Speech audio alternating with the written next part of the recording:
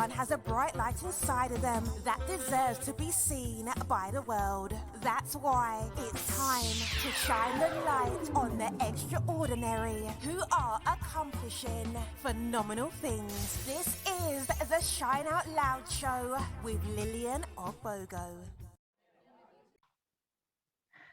Good evening, good afternoon, good morning, wherever in the world you are, and welcome to another episode of the Shine Out Loud Show with me, Lillian Obogo. Now, I have a hip-hop educator, an author, a poet, a man who uses his words to educate and change the lives of those he touches.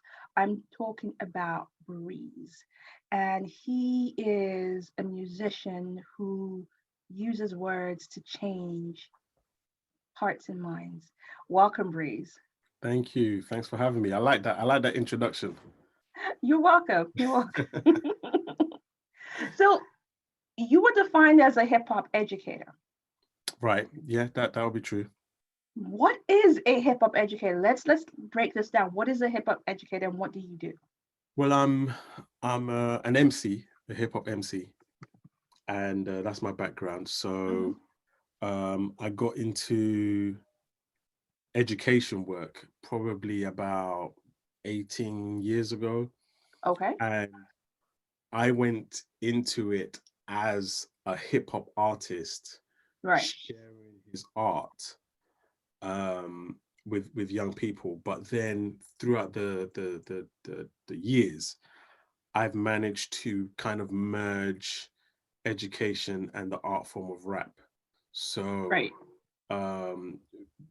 Using rap as a starting point or an entry point to gain their or just to capture them, capture the young minds, and then from there being able to work on literacy skills, being able to work on improving their confidence, being able giving them tactics for revision. Do you know what I mean? So just through looking at different elements within hip hop or different practices within hip hop, I've been able to move that into education and allow that to help both students and teachers actually Okay. in helping them. I like the sound of this, especially when you're talking about revision. I'm thinking, how do you use rap to help with revision? This is something that I think I'd have needed while I was in school. Yeah, well, it's that whole thing of rhyme. Rhyme is like one of the biggest mind hooks that exist. Hence why when we're young, we learn through nursery rhymes. Yes. Because they stick to the brain a lot more easy. Years later, you're going to remember all your nursery rhymes. Yep. So it's not necessarily something I used to do, but I've cultivated, the idea of taking a topic, turn it into rhyme, into a rap, and then memorizing it in that form. Oh. And there's been studies about this. There's been, people have actually done this for PhDs, for their degrees, and it has worked for them. Okay, so what you're saying, is you take a topic, you break it down, you form it into a rap, and then it helps you form like mnemonics to help you remember. So let's take something like, how would something like that work for maths? Because that was my subject of dread. How would you use that for let's say a child who has problems with equations? How would you help them with that?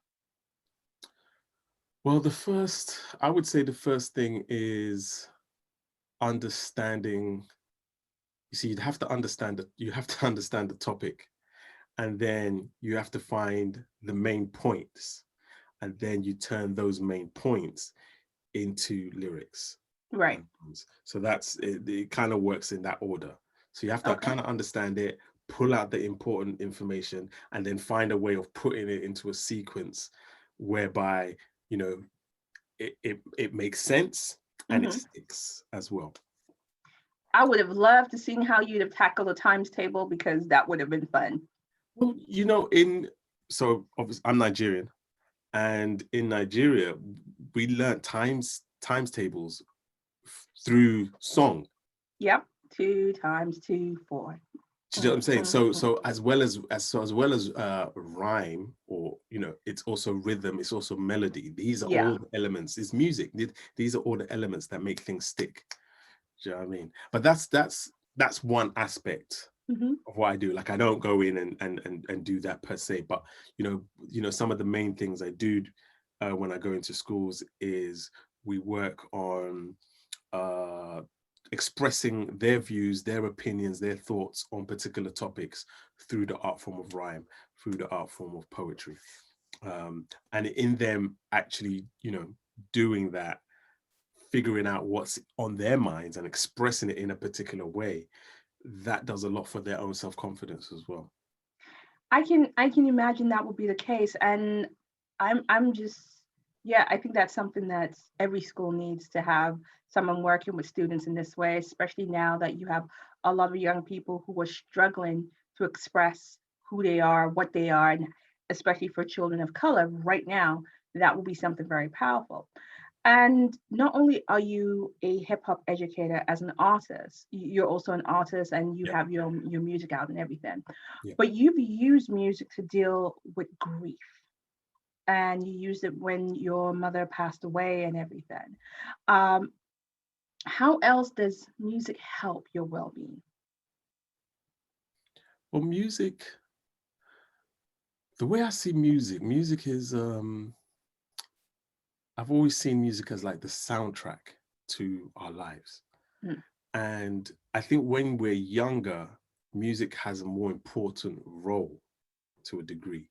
It's like, I just remember being young and just being fully into music. Like, I had to know whose album was coming out. I needed to know the producers, what the label was. I could recognize a vocal and be like, oh, that's Mary J. Blige.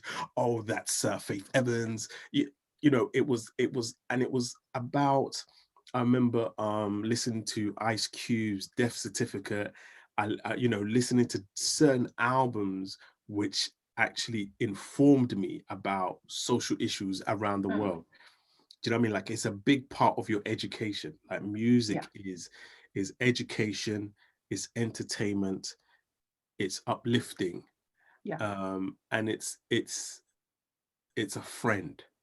Like, Oh music, yeah. do you know what I mean? Like, you know, after that breakup, you play them sad songs, Oh, don't do this to me on my show. No. you gotta play those sad songs. I remember being I had this big crush on this girl, and I I can't remember what happened, but either it didn't work out, or I was too shy to approach or something. And all I remember was playing Michael Jackson's Liberian Girl over and Oh, over and over again. Do you know what I mean? Like, music speaks to us, speaks to the situations that we go through in life. Do you know what I mean? Now that I'm older, I find I don't have the same time that I used to have mm, in consuming music. So I consume it in a different way. So I kind of consume it as background music. So when I'm doing my chores, mm. it's helpful if I've got some music, or if I'm traveling somewhere, it helps me with some music. And this is when I'm not working on music, because that's Yeah. so I'm either listening to it just as a background thing, or I'm working on music. Whereas I think when I was younger, I was listening, I was studying as well. you know so music is just a big part of life, or of our lives. And I think, especially as African people, music is very foundational in our culture. Yeah. So it's used for celebration, it's used for just getting along, just getting us into a mood, so Yeah. empowering. So it's a lot of different things. It's a lot of different things. And, when my mom passed away in 2017, Mm. I lost all my passion for everything, Right. absolutely everything. And it took about a year and a half before that passion, that spark started to come back bit by bit. And getting back into music was I would say the thing that kind of helped me refocus like on life again. Do you know what I mean? And I thought that I didn't think that I could smile again. I didn't think I Oh, could wow. be. I was just like, I'm never gonna be the same guy again. Like I'm sort of like the I won't say the life of the party, but I'm like I'm the guy. I'm that guy. Like you put on certain tunes, I'm on the dance floor. Do you know what I mean? Like running joke, banter, Yeah. blah blah blah, and all of that evaporated. And I just thought I'll never have that again. Do you know what I mean? So Mm. focusing on music again, whether that was making music or just listening to stuff that I had been working on before, and then just getting enthused again. That was such a healing process for me in dealing with grief, because I think that grief can affect people in different ways, Oh, yeah. and overcoming grief, if that's such a thing, if that's even possible, will take different things. And for me, music, refocusing on music was one of those things that helped. It sounds like music just it's part of your DNA, and it's part of what you breathe, and it's Yeah. part of, and I recognize what you're saying about growing up in an African household where music, you cannot not have music. It's whether it's the church, is whether it's the high life or and things like that, or it's you have Motown and then you will have country on one side. Some Jim Reeves. You cannot come to Nigerian house and not find Jim Reeves. Do you know what I mean? or Dolly Parton. I'll get there. You go. I learned to sing Dolly Parton's Jolene flawlessly at one time. As flawlessly as an 8-year-old could. And then when you grow up kind of going, wait a minute, was that what I was singing? Like, because that song is serious. But I can see that music, it holds for you. And what was it about music that you said, yes, this is going to be the road I'm going to travel on. This is going to be my business. This is where I'm going to work. This is what I'm going to create. When was that moment that you realized that this was also a business for you that you were going to step into? It probably was on a trip to Nigeria. So I'd been doing music for a few years, but I never saw it as a career. It was just a hobby. To tell my mum that I wasn't going to be a rapper as a career. I'm asking to get smack up. So I never saw that as a career. I just thought at some point I'll have to put this down. But for now, I'm doing this. I enjoy it, throughout university, and I went to Nigeria one year on holiday, and I had a demo tape, and my cousin listened to it, and he said, BREIS, man, this is serious. No. You need to come to Nigeria. You need to come to Nigeria, show these guys. You need to show these guys. This is serious. And I was like, right, okay. And I started to imagine having music as a career. I couldn't see it though. But then another thing had happened. I was working in the accounts department of an organization, and I was sick of tired of one of the bosses that I had. Just get on my nerves. And I used to hate office politics, and I always saw that being brought up and stuff, and I hated it.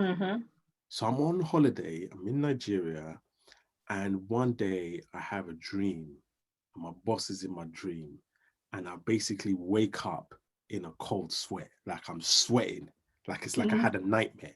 And I'm like, how can I be thousands of miles away in my country and you're still being harassed? And I'm still being harassed in my dream. I said, nah, this has to stop.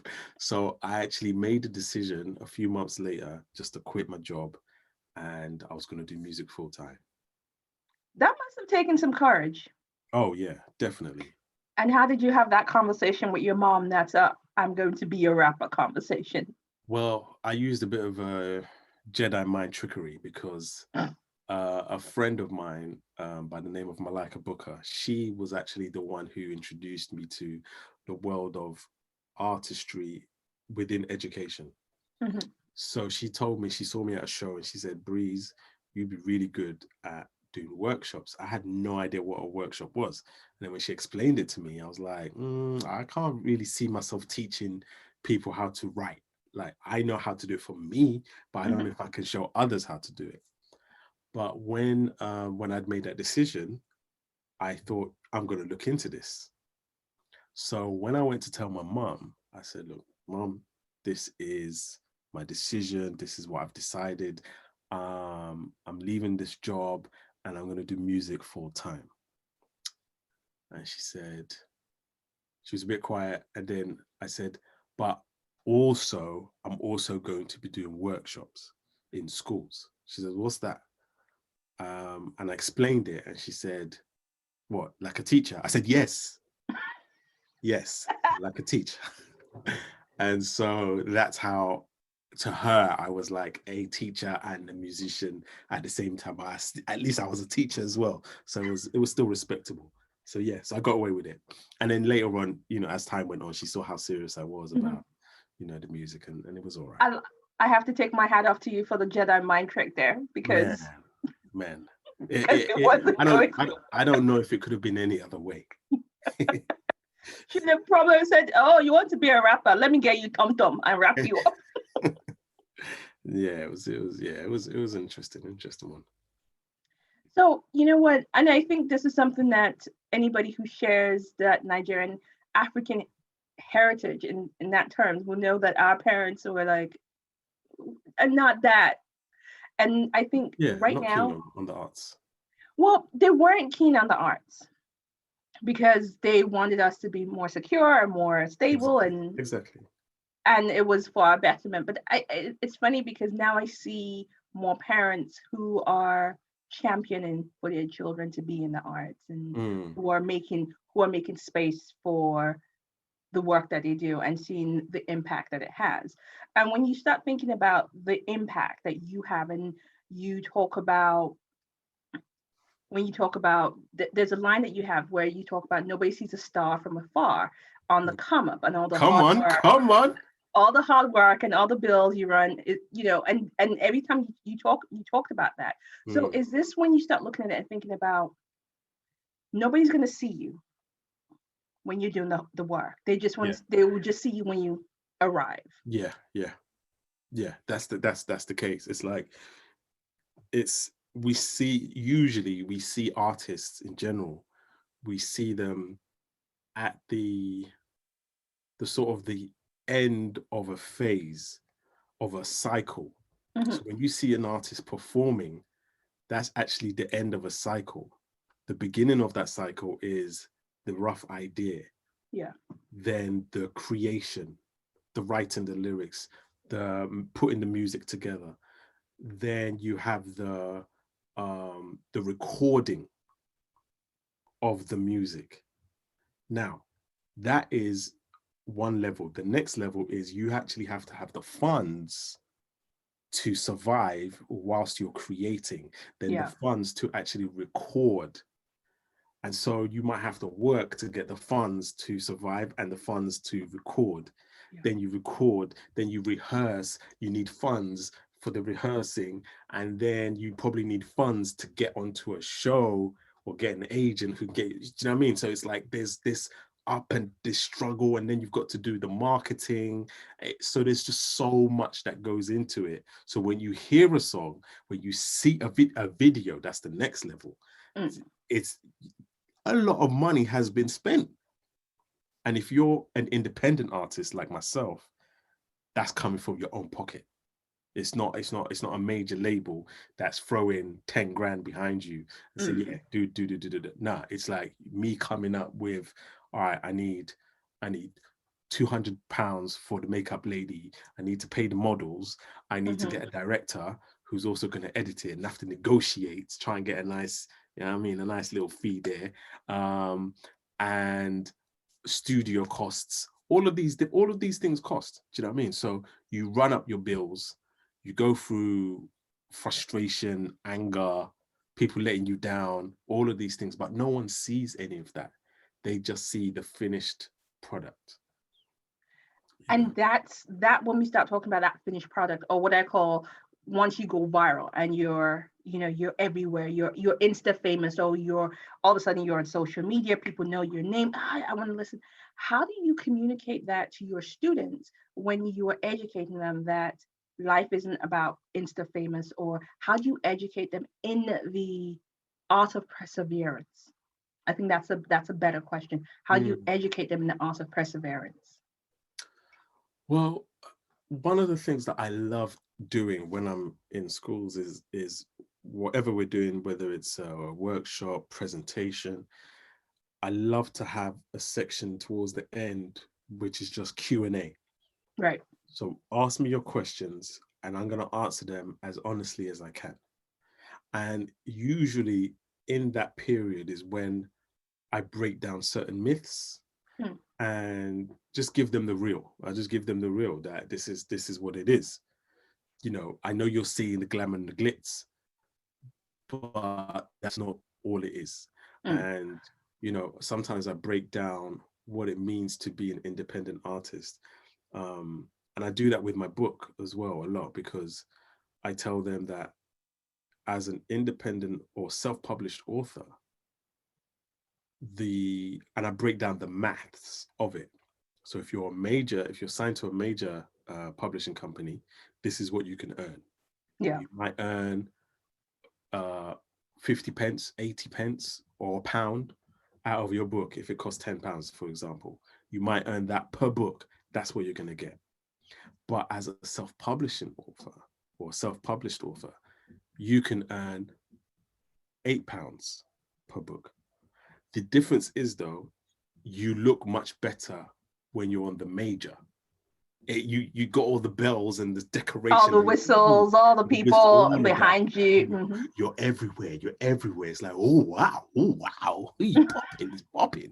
You know, but when you're independent, you don't have that same reach. But behind the scenes, you don't have to do as much as the person on the major label to still be eating the same, if that makes sense. So I kind of try and break down you know, some of the illusions of this industry, and some ideas that they had that aren't necessarily true. I try and break those down a little bit.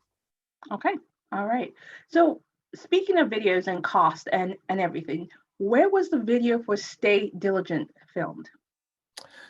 That was filmed in Switzerland, in a city called Lucerne. Okay. So I had an event, I had a gig there, a concert there, a couple of concerts there, and the band that I was performing with had been there before and told me that the place where we're going to do this show, it is absolutely gorgeous, and the hotel we're staying at is like one of the best hotels he's ever been in. Wow.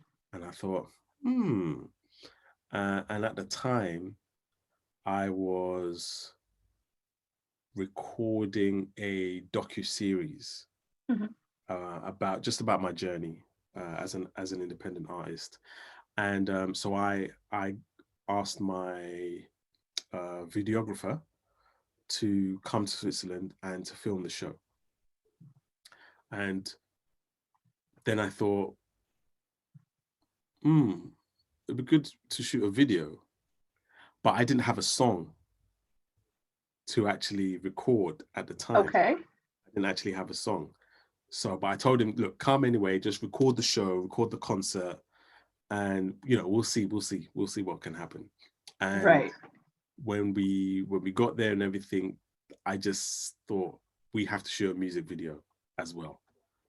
So I just had this idea. I already had some lyrics. I didn't have a chorus or anything, but I had the lyrics. And so we filmed me doing the lyrics over, I listened to a different beat, performed it over that beat, and we just filmed it.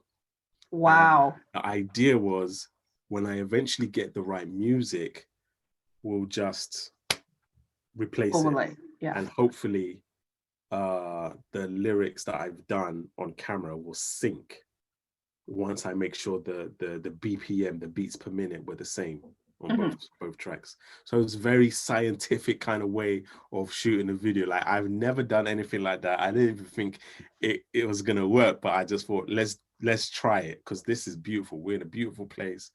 We need to try and shoot something. So we did, and it came out absolutely amazing. That's really awesome. And that's, like you said, I don't think that's ever been done. And I think that is a unique way of actually doing something, and it shows the creativity. And you mentioned the docuseries, and we were going to talk about that. What made you decide you wanted to have a docuseries? What made you say, this is what I want? I want to show this journey, not just for myself, but for others to actually know what it's like as an independent artist. Well, I'm someone who does a lot of different things. So because I do the education thing, I do the music thing, I run my own company. So I'm like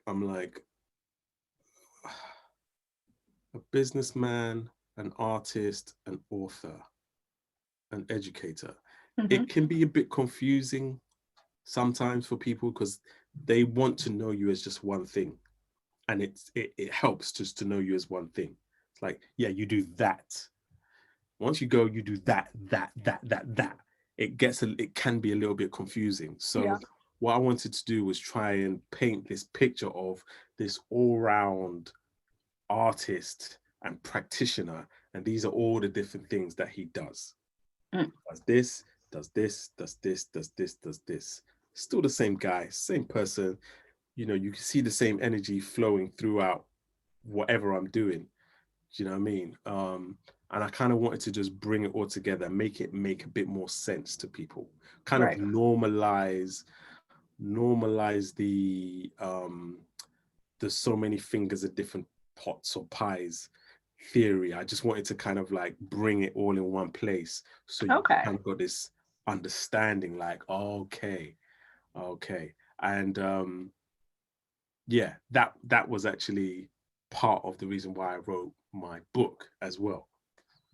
Which I think, and I've done the book now. With the docuseries, it has not been completed, so that's on hold at the moment. But the book kind of does the same thing. So it basically serializes who you are in terms of the different elements of your work, the different elements of you that makes you. And I think everyone needs to have a copy of that book, because I'm still going through the copy myself, and I'm like, this is really good. Thank you. Looking at, we'll be remiss if we don't mention the state of affairs of where the world is. The pandemic, whether you want to call it the Rona, the COVID, we are where we are. How has this pandemic affected your creativity? In different ways. At one point, it encouraged my creativity. At one point, it gave me time to be creative. And then there was, let me see, how can I say it? There was a, I don't know if there was a moment, but all of a sudden, I was overwhelmed. I was overwhelmed by a number of different things that were happening at the time, and a lot of things that I was digesting. So I was reading a lot, I was watching a lot of things, and there were so many theories flying around at the time. And as I was consuming them, and I think my anxiety just went shot up, because I was really like, oh, they're out here trying to kill us. They trying to kill us out here. And then also I'd lost an uncle. Oh dear. And before lockdown, but then his funeral was during lockdown, so that was weird. That was like the first, instance we couldn't even go. Like, my auntie went and her son and maybe one or two people. So it was like, oh wow, we couldn't even go and say goodbye. That was weird. And then I had some friends who were both admitted into hospital during this time with their breathing difficulties.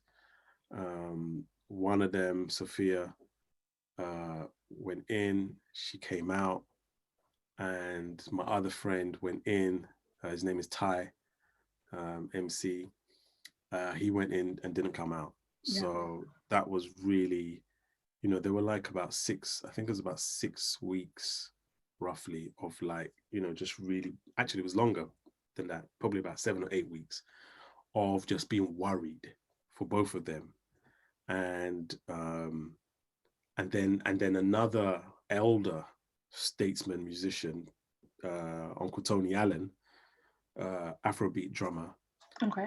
He passed away as well. So it was just a lot. There was just a lot of things going on. And then on top of that, I lost all my bookings for, the spring and the summer. So like thousands of pounds, just revenue just gone. And I was like, I mean, it didn't bother me at the time because I was, I didn't really care about that. I was just worried about my friends and, thinking about my family. And it was tough. Like I was, what's the word I'm looking for? I was crippled to a degree. Like I couldn't really function how I wanted to or needed to. Like I was just kind of caught in this phase of not knowing and not being able to do anything either. Right.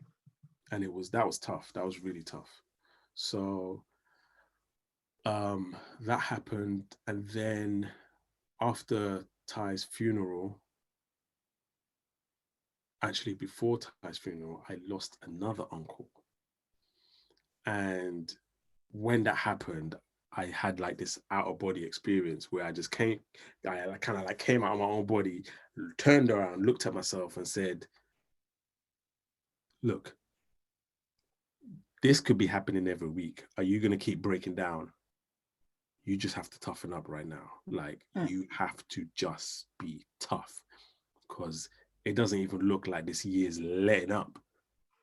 So somehow from that time onwards, I was a bit more steadfast and anything that kind of came my way didn't shake me or move me as much anymore. It probably came just like really hard. I just had to harden myself. And I think there's still an element of that happening now with me. Do you know what I mean? Because it's like, I have to get through this. I think that's what everyone is doing at this point. Yeah. And I realized that this hit everybody differently. It hit different people differently. Some people, this is a holiday. This is like a long holiday for them. For some people, they didn't experience loss. For some people, they experienced loss of work.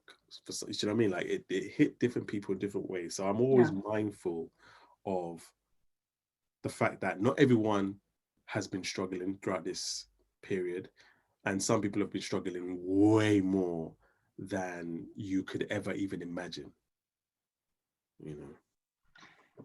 So I'm just going to say, I don't even think condolences anymore is the right thing because there's been just in some cases just so much loss.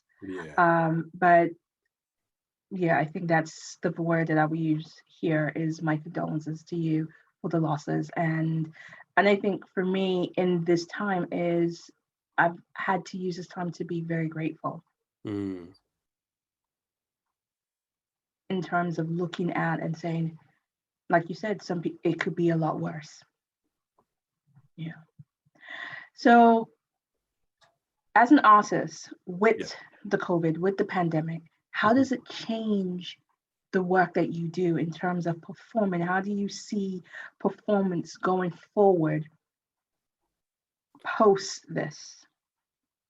Well, there were some examples, I think a lot of things were happening. People were doing shows in their house. I've seen a few different models of performing, in a very safe manner. Some socially distant events. I saw a few of those. I released my EP mid-August, and I have not done a show.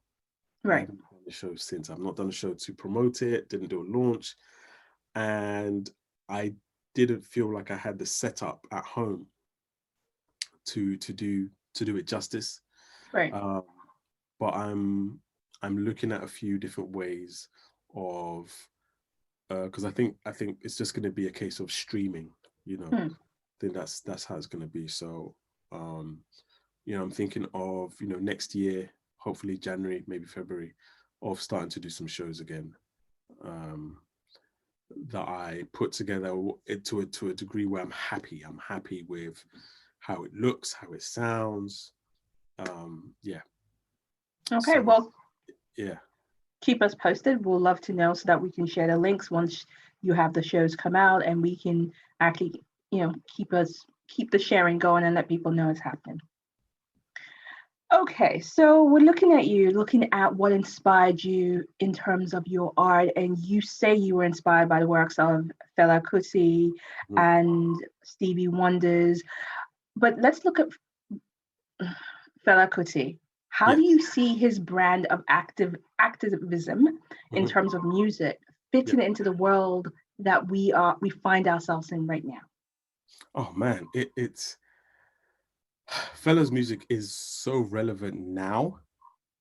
It's so relevant now. I mean, it's always been relevant, but so relevant now because of the nonsense that is my home in Nigeria, because of the mess that we see. The mess has been there all along, but it's gotten to a ridiculous state now where it's ridiculous. And the mad thing is, people have had enough. Now, why do I say had enough? Finally had enough. Finally. And this is why I say that's the mad thing about it. It's like we take so much nonsense, and I think this is Black folk in general. Actually, that's not true, because in some of us don't. Like we don't like it at all, so we don't take no nonsense. But in Nigeria, I don't know whether it's through education. I don't know what it is, whether we just realize that there's just no way we're gonna win if we try and fight the establishment, or things cannot change because they haven't changed all of this time, so it won't change, so we don't bother. I think that there's that things cannot change ideology. So for Nigeria to get to a stage, especially with the young people, where they're like, nah, enough is enough, we want an end to this. And for them to come out in their droves, in their thousands, the way they did to protest against SARS, absolutely mind-blowing. And what happened at Lekki Tollgate with the shootings there, it just screams of Fela's music. It's just so reminiscent of him saying zombie,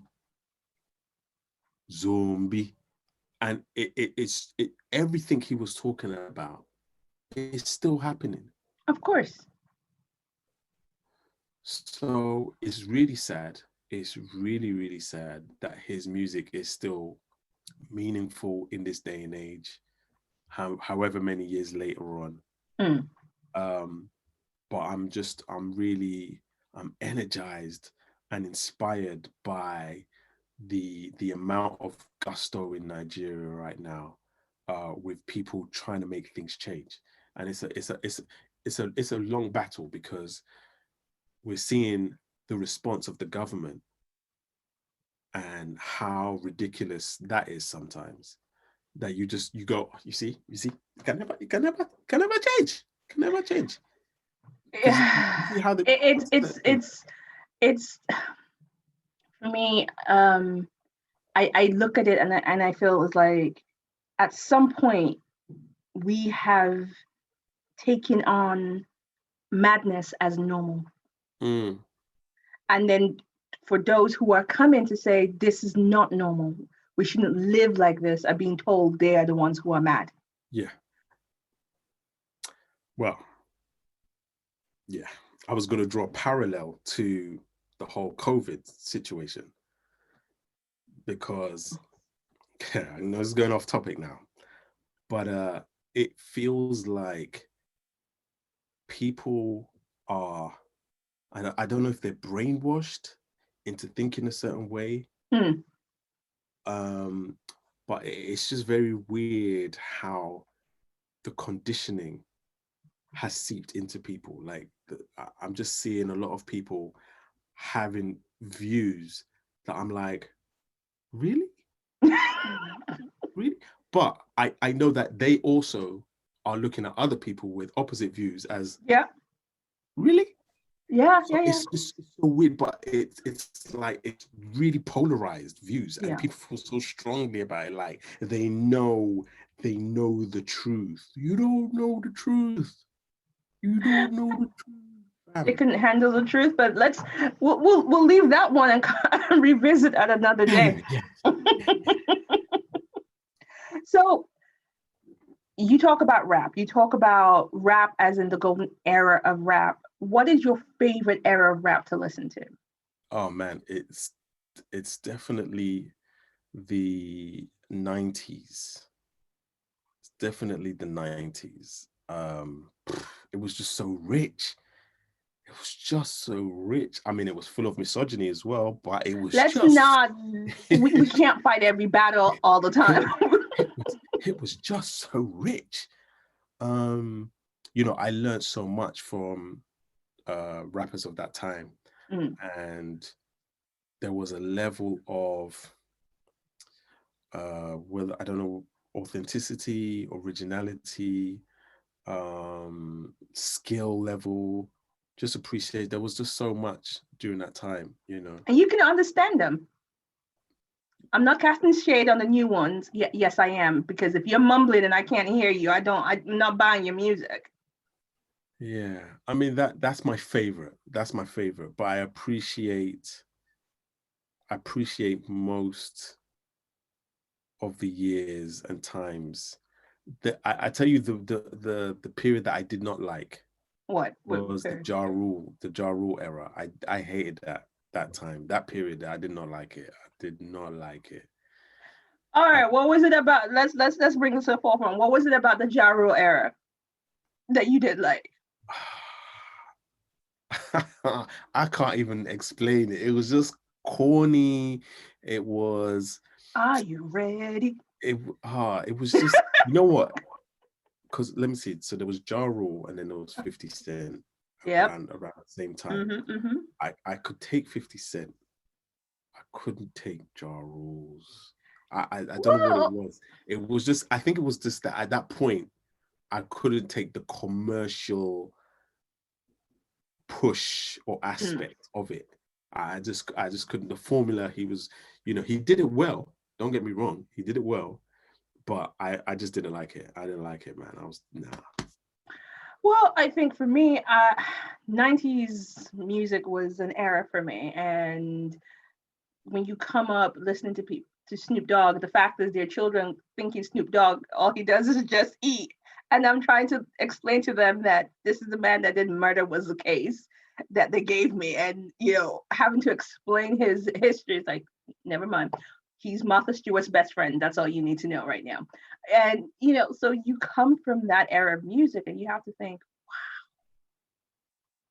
wow. Yeah. And, you know, they don't make music like that anymore. You see, music like that is now deemed old school. I know, which is crazy. It's old school. So I'm from that school. So I'm to a lot of you. I'm not even old school. Like I'm probably ancient to like younger people, like real young people, because to them, old school is like Wiley and Dizzy. Who? That is old school to them.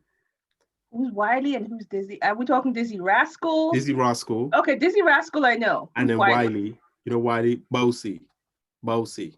You don't know that song? No? He had beef with Stormzy recently, or a few months back. No? I know Stormzy, I don't know Wiley. All right, okay. So Dizzy and Wiley kind of came up around the same time, and they were doing grime music. Okay. So Wiley is considered the godfather of grime. So they, to the young ones, are old school. Do you see what I'm saying? Like Nas would be older school. Oh dear Lord. So what would they consider people that Sugar Hill Gang and No. They don't even Stone even know Age? that. Stone Age, yeah. Yeah. Yeah, way back. Yeah, it's crazy. Okay. So we're on this topic about hip hop and the way hip hop has it's a changing genre in itself. It changes, it morphs. You went through that phase. There was that Miami bass twist to it. There was a dirty South twist. Mm-hmm. Where would you what direction would you like to see hip hop head? I would like to see hip hop. It's hard to say because it's not so much so that hip hop isn't there already. Mm-hmm. But let's assume it's not there. I would like hip hop to go to a place where it's a genre of music that empowers its people in a way that maybe it hasn't done in a while. But I don't know if it's about the music or if it's about the machine behind the music, because the machine behind the music is always what pumps out what it wants to pump out. Yeah. And it will keep on feeding the public the nonsense that it wants to feed the public. So I guess what I'm saying is I would like the machine to change. I don't think the machine will do that unless it becomes trendy. If it becomes trendy and it makes money for them, I can't see that happening. Because I'm really sick of, at the moment, I don't really consume a lot of radio, for example.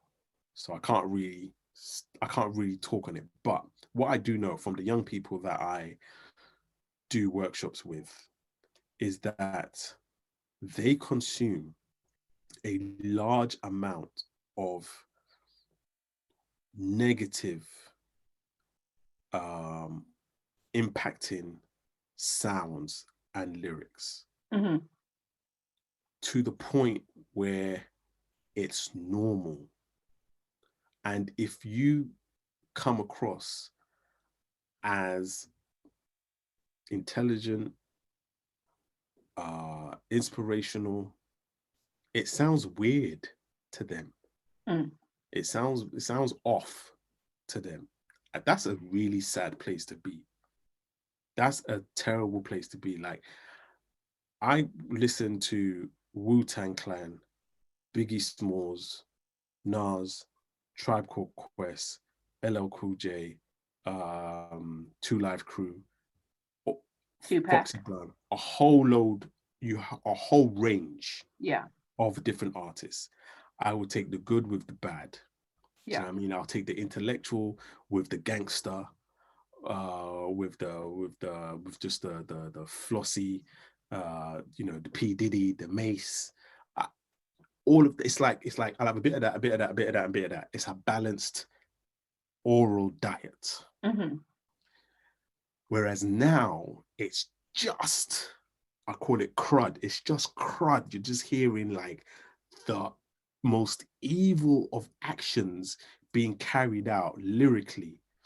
And this is what the radios are pumping, because this is what they think the young demographic want to hear.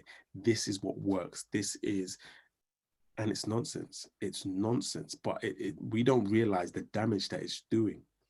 In the last couple of weeks alone, the number of horrendous stories about rappers that have been coming out to do with abuse, to do with rape, to do with kidnapping, all sorts of things have been coming out.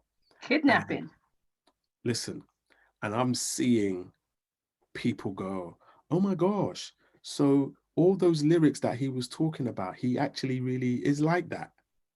What did you expect?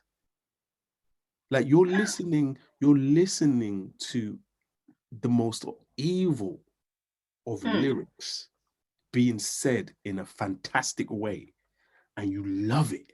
You love it. Not knowing that this is actually, in some cases, this is a reality. This is actually happening. And this is what we're celebrating. And this is what is being promoted to us 24/7. This is what is being celebrated. This is what is being deemed as hot. I would love for a time when we stop celebrating that. And this is not me having to go at any particular person, but I'm just saying the machine. It's probably a useless thought, me hoping the machine changes, but maybe it's the consumers. Maybe it's the consumers that need to finally wake up, like Nigerians woke up and be like, you know what, enough is enough. I don't want to hear this. I don't want my children hearing this anymore. I want young people to be like, I don't want to hear that. Yeah. So maybe it's not about the music per se. Maybe it's about us, the listeners, and us saying we don't want this. Yeah. Because I don't think it's not healthy. It's not healthy at all. I would have to say that, yeah, it doesn't sound healthy at all. And it's weird because it's not in my purview, because I don't really listen to a lot of the recent music. But isn't there also something about, you spoke about the machine and how it's, the onus should be on the machine, but maybe not. Could it be a case of, actually, this is where you start thinking about ownership of the business of music, where it's no longer reliant on that machine, and it's now the individuals, like people like, yes, Jay-Z had to come up from where he came up to where he is now, and now he's trying to educate through his music per se.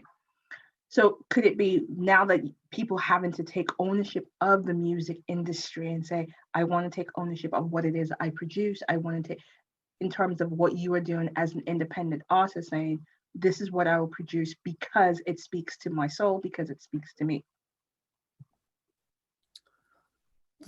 Yes, I agree with that. I think the other point is that when you're a young artist, you only see the machine, and you see how the machine rewards particular artists for what they do. So you then want to do those things so that the machine will treat you nicely as well. Yeah. So unfortunately, the whole journey of becoming an artist, you're looking at the illusion of the machine, and you think, this is what I have to do. This is what I have to rap about. Only this. I have to be disrespectful to women. I have to talk about being violent to my fellow brother. That's how I will make it. Do you know what I mean? So yes, it is there, it is about ownership. It is about independent artists hopefully doing so well without the machine, or without complying to the code of the machine, that and being successful in that, in whatever that means, in the eyes of people, for artists to be like, oh, there's another way. Oh, I can actually be like that. I can just be myself. I don't have to conform to that. I can because there's an example there for me. So, that's it. My whole thing is about not relying on the machine. I don't rely on the machine.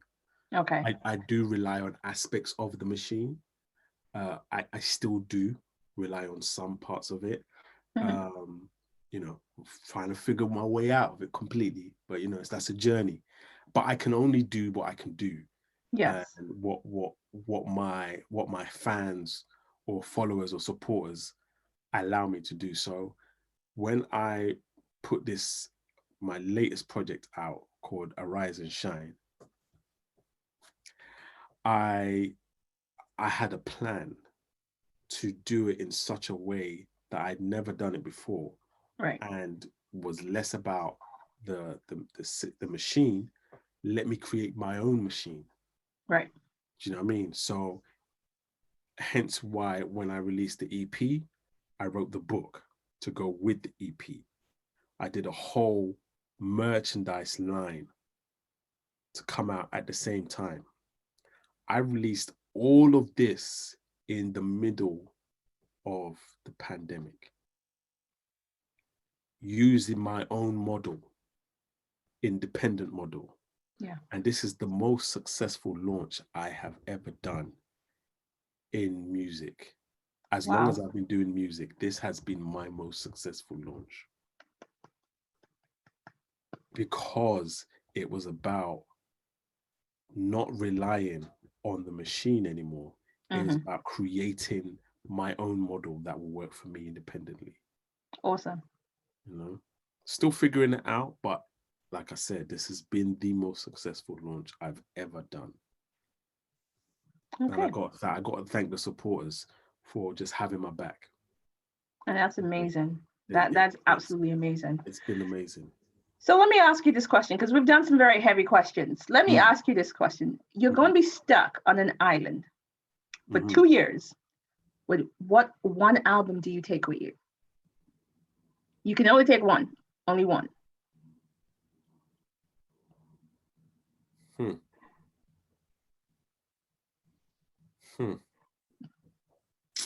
These questions, eh? Well, I was gonna say one of my favorite albums is a Marvin Gaye album. Okay. Called Here My Dear. But that album's a bit too sad to be playing that every day. So I don't think I'll go for that. Man, this is tough. It might have to be a Stevie Wonder album. All right. Which one?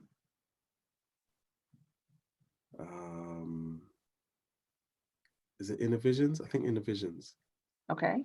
Yeah, I think that one.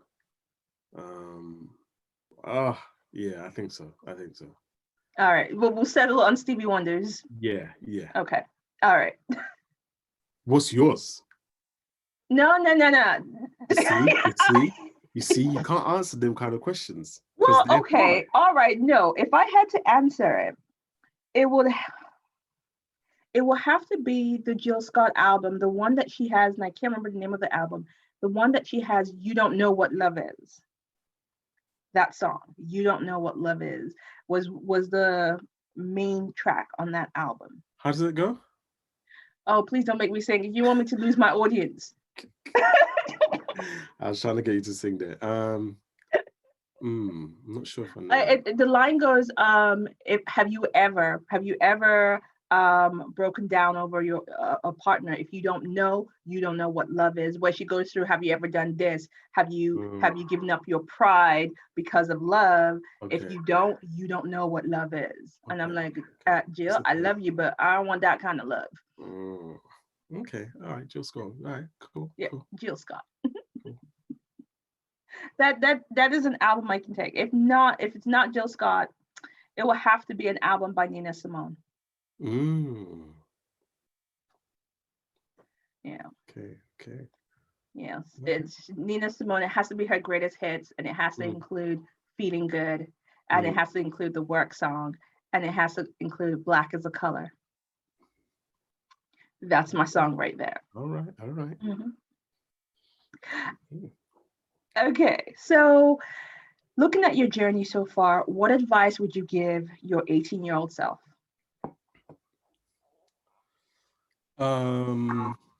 I would. I would say, first of all, I'll tell him, hey, dude, you're a handsome guy. Speak to that girl. She likes you too. That's the first one. Okay. Second thing I'd say, I think I wrote this in the book as well. I'd say, don't be scared of the fact that you're ahead of your time. Own it, because it will pay dividends in the future. Like when I think back, I think there were some things that I was doing that was groundbreaking, but I didn't know, because you're just doing what you're doing when you're young, and maybe because the machine didn't reward me, I just thought, all right, forget it. Had I stuck to it, the story could be different.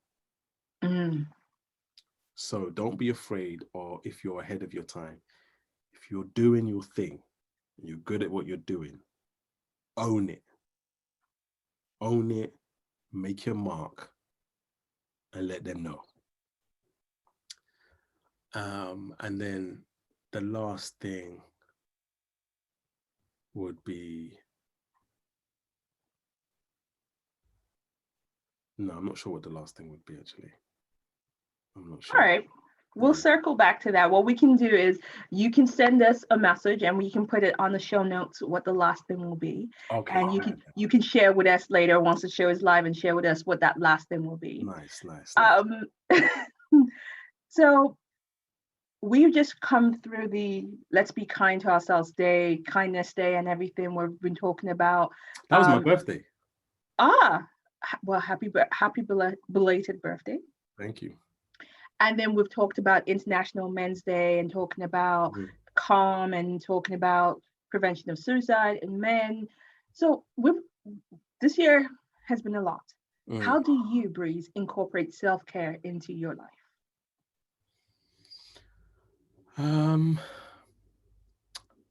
First, by being aware of how I'm feeling, being aware of the level of stress around me, and just how I'm feeling. That's the first thing. So like knowing that. So because when you know, then you can say, I need to take a break. Yeah. I need a massage. I need some me time. I need to not do any work today. I need to take time away from social media. I need to not listen to the news. I need to not speak to that girl. I need to speak to this person. So once you're aware and you can assess some sort of like assessment of where you're at, then you can go, okay, so this is how I'm feeling and this is what I need. Right. And then I do my best, whatever's in my power, to do those things. I think that's powerful. And the reason why I think we need to have that conversation about self-care more and more with men, because apart from anything else, we need to start having those conversations with men, because that whole concept of this, especially for men of color, Black men in particular, you are meant to be this stoic thing that is never broken, never bent, never hurt, and never heard. And I think the more we have those open conversations about self-care in men, the more we can have those conversations that say, we need to hear what's going on with you. Yeah, definitely. I think one of the things that I touched on in my book, Diary of a Creative Mind, is mental health Mm. and or mental well-being, and it looks different for different people. But what's really important is, like I said before, acknowledging that things can be rough and whatnot, but we have to be willing, as men, we have to be willing to share. We have to be willing to share not just the good times, but also the bad times. Mm. And let it out. Like sometimes it's just about talking about it. Sometimes it's just getting it off your chest. And what was really interesting is that a lot of feedback I've had about the book, my book, is that people are like, wow, you were like really vulnerable. I love the vulnerable parts of the book. And, you know, sometimes I'm like, I get worried. I go, oh, shoot, is it too vulnerable? Like, you know, I can't have people out there thinking that, you know, man's not a man, innit? But it was so healing for people reading that, because they could connect to it. And we need to learn how to be able to share more, because we'll be able to connect more and help each other. Yeah. Do you know what I mean? So it's about learning that vulnerability with the right people is not a bad idea. You know. Absolutely. Okay, so we've come through to that point of the show where we celebrate a person, a thing, a moment. It's our So Loud moment of the week. So, BREIS, what is your So Loud moment of the week? Listen, you should let me prepare for this, because And BREIS, it was in the notes. I was in the notes. Oh man. All right. I can't really argue that, innit? So, explain what it is again. So it's a moment to celebrate. Yes. And whether it could be yourself, it could be a person, it could be a thing, it could be anything that you want to celebrate. And I think if you indulge me to give you an idea to celebrate, I think what we could celebrate is the Diary of a Creative Mind, which was a book that was birthed during the pandemic, that came out during the pandemic. It could be your career, your brand new EP that was launched in the midst of a global pandemic and was the most successful launches that you've had. I think that would be a couple of good things to celebrate. I like that. I like that a lot. I thought it had to be something like this week. That's what I was like, do you know what? I want to celebrate my friends. My friends I call them family. You know, mixture of friends and family together. And some of them have been through the wars the last few months. And I want to celebrate the fact that they're here, they're fighting gracefully, disgracefully, but they're here, and they're not giving up and they're not giving in. I want to celebrate them. Yeah. Okay. So we celebrate the families, the people who fight the good fight, the friends that back you up and hold you up and support you, the ones who, whether gracefully or disgracefully, are making it through this very interesting year of 2020.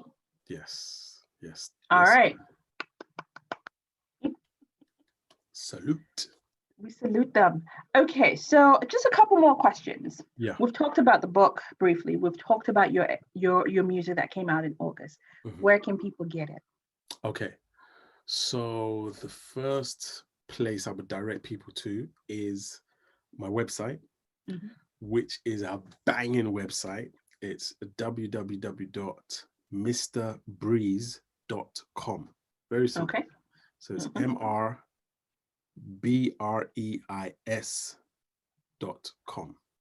If you go there, you'll find all my videos, music videos are there. You'll find the merchandise shop where you can get the vinyl, get the EP on vinyl. You can get the EP on a USB wristband. That's so dope. It's a dope wristband. You need to check that out. T-shirts, hoodies, long sleeve tees, caps. It's just everything's there. Obviously you can get the diary. This is the only place you can get the diary of a creative mind. So if you want to get a copy of my book, that's the only place you can go. And then you can also follow me on social media at Mr. BREIS. Again, MRBREIS. Find me on Insta, Twitter, and Facebook at Mr. BREIS. Awesome. So guys, you heard it here. Go and get it. Don't do the plagiarizing. Go buy it. Go own it. Support. Own it. There are gems. There are gems in the book. Like I'm putting in some secret sauce inside there. So, and we need the secret sauce. The secret sauce. We need it. We need it. And the music is. I can't even. Listen, I have to big up the music and all the contributors to the songs on the EP. I got to big them up as well. Awesome. Please go check that out. It's called Arise and Shine. And yeah, okay. You know what we'll do? We'll have to get you back on the show. Okay. Once you have scheduled those shows that you're happy with, we'll get you back on the show before or after those shows. Let's continue this conversation, especially around the education bit, the using music to change and educate, using music in the classroom to create expression of self. And I think there's more to that we can explore. So I'm looking forward to getting you back on the show. And the last question I would ask is, I know music is your life. And it's almost like the reason why you breed. But what drives your creativity aside from music? Love of life, love of people, the pursuit of love. Yeah. I like that. Okay.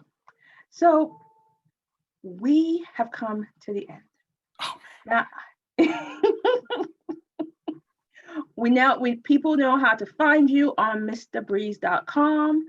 Go download, go buy the music, get the wristband, do the stuff. My last question for you is, what are you currently reading, or what was the last book you read?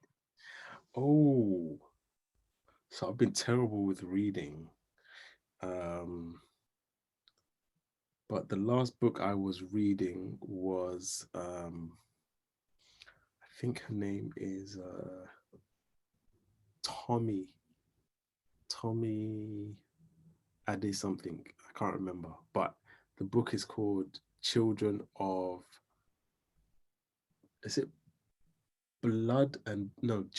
Bone and... Oh, I know the book you're talking about. Hold on. I think I know the book you're talking about. It was a few months ago now, so I can't. Children of, I think it's Blood and Bone. Yeah, that sounds like it. Children of Blood and Bone. Yeah, Children of Blood and Bone. Tommy Adeyemi. That's it, Tommy Adeyemi. Yeah. So I was reading that, really got into it, but this was the early period of lockdown, and then things fell apart. So I haven't gone back on it yet, but yeah. Okay. Well, it's actually on my reading list. So once I'm done with my other books, I'm going to actually get that book and devour it, because I've heard some really great things about it. Yeah. BREIS, I can't thank you enough for being on the show. And thank you for having me. I really appreciate it. You're welcome. I'm looking forward to getting you back in 2021. And I'm looking forward to actually meeting you in person. That would be great. And seeing your work, and actually seeing what you do in terms of shattering some of the elements of the machine that we spoke about tonight. And next time we see each other, I want to see you in. I want to see you in the Arise and Shine hoodie. I want The hoodie I can do, yeah. You can do the hoodie, yeah. Yeah. I was gonna say the cap, but I can see the beautiful hair is not gonna really. We're gonna have problems. Oh gosh. Oh, it's been a pleasure having you on the show. Likewise. All right, so guys, it's a wrap. You know what to do. Go and buy the book, listen to the EP, buy the merchandise, but actually, more importantly, connect with the man who is an author, a rapper, an educator, who is using music to inspire change and actually grow others. So connect with him, look for him on social media and connect in and find out what it is that drives him and find out what's coming next for him. So, guys, you know what to do. You enjoy the show, give us a like, give us a review. You know how to do it either on YouTube or on iTunes. We'll take the reviews any way you send them. So, you know where to find us, all on our social. It's a wrap. It's me, Lillian, saying good night.